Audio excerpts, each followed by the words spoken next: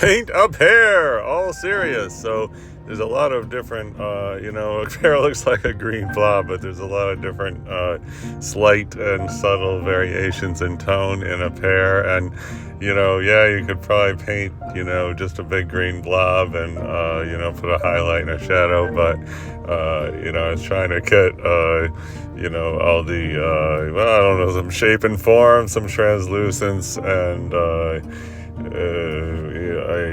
depth, anyway, so here I started with that, and then I let this part dry, and now trying to add bold colors in there.